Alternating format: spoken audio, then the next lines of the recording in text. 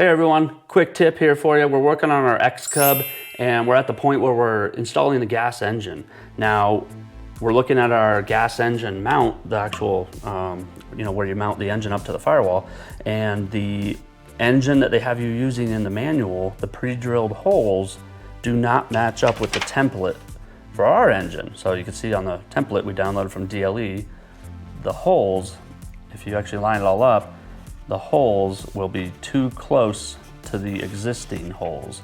So we got a cool kind of tip for you. A lot of you guys might know it, but we wanted to share it, what we discovered, a real quick one. So you have to fill these holes. That's what you have to do. Now, don't just fill it with epoxy. What we ended up doing, we did not have any dowels. If you're like us, you keep pretty much everything and you put it in a junk drawer. So you probably recognize this. This is just some furniture pegs from putting together, furniture kits. So we have a ton of these. So find one that fits. We just happened to find one and it fits absolutely perfect. Look at that. So of course, once it's all epoxied in, you're gonna chop it off and sand it down. But these already have ridges in it. So these are great for, getting a nice strong bond with your epoxy. And if it's a little too big, no problem, just sand it down a little bit or file it down. Now you want it snug, which is, this is perfect. All right, so we're gonna mix up our little epoxy. You don't need much for this, so just do a little 1-to-1 ratio here. You guys have seen us mix up epoxy a million times.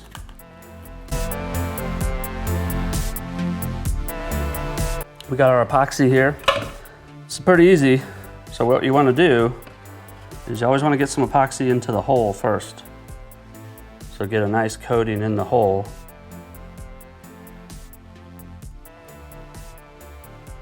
Okay, so you kind of pre-wet all the wood grain in there, make sure there's some in there. That's basically all you're doing.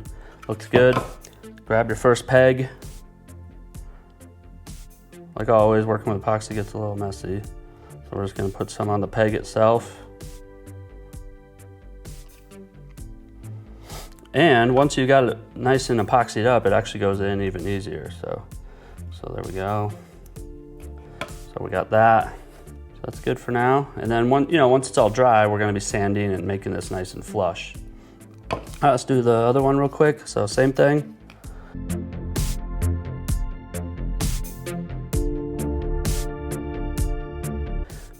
Okay, so we got them in there.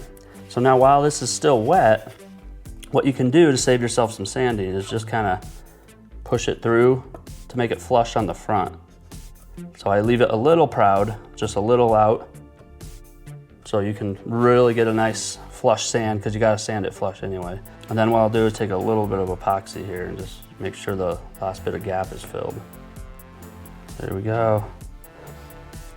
Okay, so we're gonna let that dry. Check the back here, you'll probably have a little, big ooze out going on. So you can see they're sticking out the back. For the most part, they're flush on the front.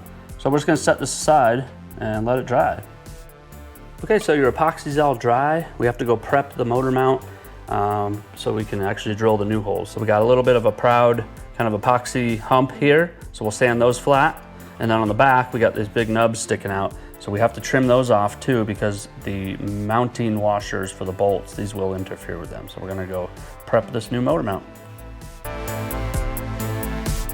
Okay, so we got everything all sanded on the front. So we got the epoxy sanded flush on the front, and we chopped off the nubs on the back and sanded those flush too.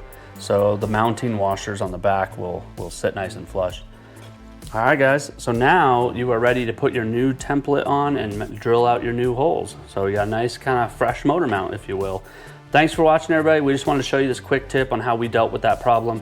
Those same techniques will apply pretty much for any engine mount. If you like these kind of tips, let us know in the comments. If you want to follow along, like, comment, and subscribe. Thanks everyone.